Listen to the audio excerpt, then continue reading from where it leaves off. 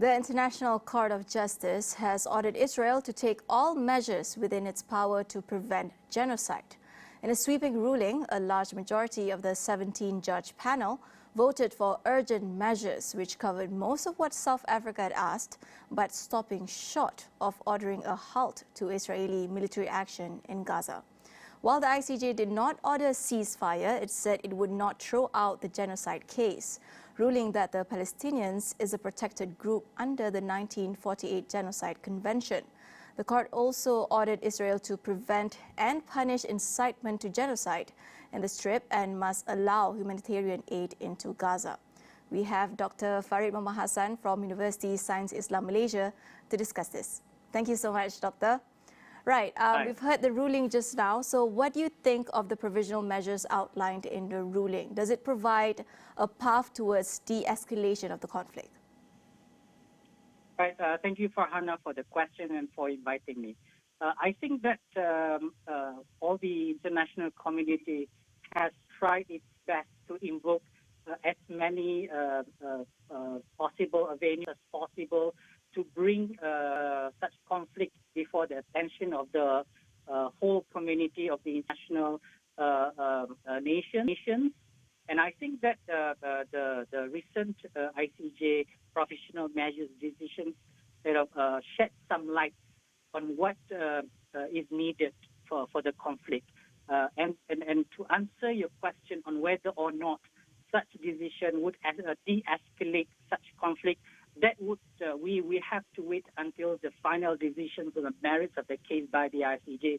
But as far as the provisional measures of the ICJ decision that we have seen a few minutes ago is concerned, I think that that is the most awaited provisional measures decisions by the whole international community. And it should be, I think it should be applauded because we have seen that almost all judges of the ICJ have decided in favor of whatever provisional measures, if not all, but most of them have been decided in favor by the ICJ judges. Right. So we have the ruling, but I think what's more important now is after the ruling, what comes next? Now we know it's legally binding, but it can be enforced. So what is the next course of action for countries involved, especially for Israel? Right. First of all, I would like to highlight, yes, of course, that the ICJ decision is binding upon parties to the case. So it means that both South Africa and also Israel are bound by whatever decisions decided by the ICJ, including the provisional measures as decided by the ICJ earlier a few minutes ago. But the problem that we want to discuss here on how that all these provisional measures to be enforced, although it is binding, but how all these provisional measures to be enforced. So first of all, as outlined under the UN Charter, basically under Article 94, which provides that whatever decisions made by the ICJ will be binding upon between parties on the conflict, so which includes Israel and also South Africa. But if such a decision, has not been followed, for example, that Israel, because we have seen that Netanyahu a few days ago has made remarks that it will not be bound and it will not follow whatever decisions to be given by the ICJ. So whether the question to be asked, how would this decision to be enforced by the international community?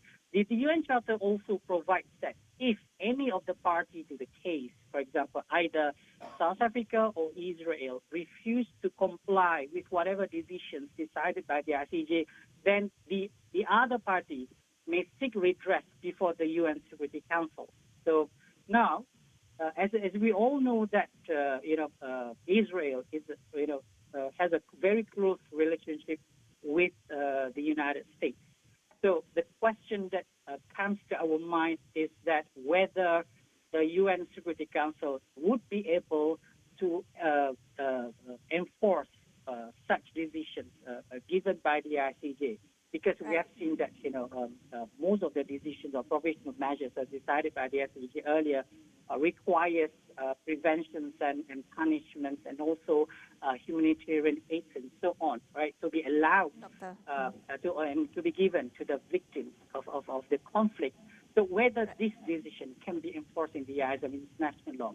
So although, all these questions come to our mind that, perhaps that the U.S. would have used its veto power to halt the execution or the enforcement of the ICJ decision. But we also have to bear in mind and look at the last decision or the last provisional measures granted by the ICJ earlier this evening, that a report must be submitted by Israel to the ICJ on the enforcement of whatever provisional measures granted by the ICJ within 1 month's time. Right. So if the U.S. Yes. That's definitely the development that we would like to see after this. Unfortunately, we have run out of time, but stay tuned for more on Astro AWANI because we do have more updates on this ICJ ruling